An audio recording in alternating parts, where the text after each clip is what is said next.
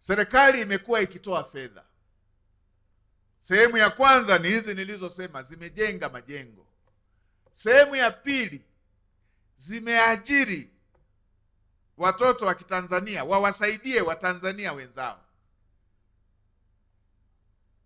Lakini serikali inatoa pia fedha za kununua dawa hospitalini.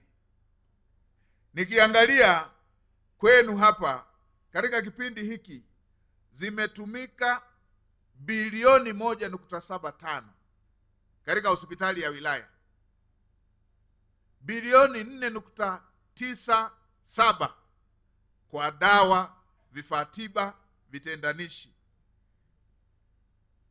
magari mawili ya wagonjwa, gari moja la ufuatiliaji. Tuna fedha zimekuja kwa ajili ya dawa. Sasa kumekuwa na tatizo ambalo kila wakati na kila mahali ninapopita nasema hii haifai, lazima turekebishe, kwamba serikali inatoa fedha nyingi kwa ajili ya dawa, na tukiangalia kwenye taarifa za vitabu tunaambiwa utoshelevu wa dawa ni zaidi ya 90%, sehemu zingine 94%, sehemu zingine 96%. Lakini kila mgonjwa akienda hospitalini anaambiwa akanunue dawa mtaani.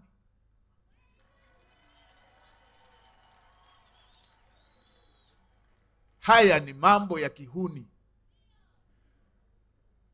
Kioski mtaani kinapata wapi dawa ambayo serikali haiwezi kupata, kama sio hizo hizo za serikali zimepigwa cross zikatangulizwa kule?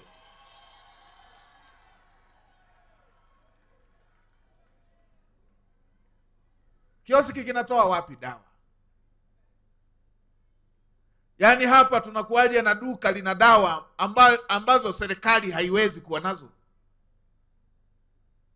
Nilienda wilaya moja nikapewa jibu la kijingajinga tu, eti kwamba ndio dawa zipo, lakini tulipokea kwa jina la kampuni, kwa hiyo hatukuwa tumejua tulipoziweka. Mambo ya ajabu kabisa. Au walipoagiza za serikali waliagiza na binafsi, kwa hiyo wameficha za serikali ili ziishe za kwao kule ili wapate. Haya hayakubaliki. Mganga mkuu wa mkoa yuko wapi? Waambie wadogo zako wote, waambie wasaidizi wako wote, na waambie wale wanaoagiza dawa, waagize dawa zinazotumika zaidi kwa mkoa wa Iringa. Kuna wakati tunapitisha miaka 2-3 tunaenda kumwomba CAG kuteketeza dawa zilizo expire. Tunapata wapi dawa zinazo expire kama kila wakati mgonjwa anaambiwa akanunue dawa? Hakuna dawa. Tunateketeza mabilioni. Mimi mambo ya ajabu ajabu ya aina hiyo sina ustaarabu nayo.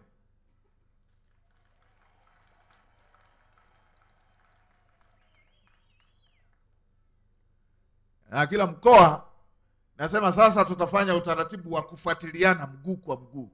Wenzetu wa vyombo, kila mwaka wa fedha ukishaanza, mjue fedha zilizokuja, mjue zimenunua dawa ngapi na hizo dawa zimekwenda wapi, ili wananchi wanufaike na jasho la kodi zao.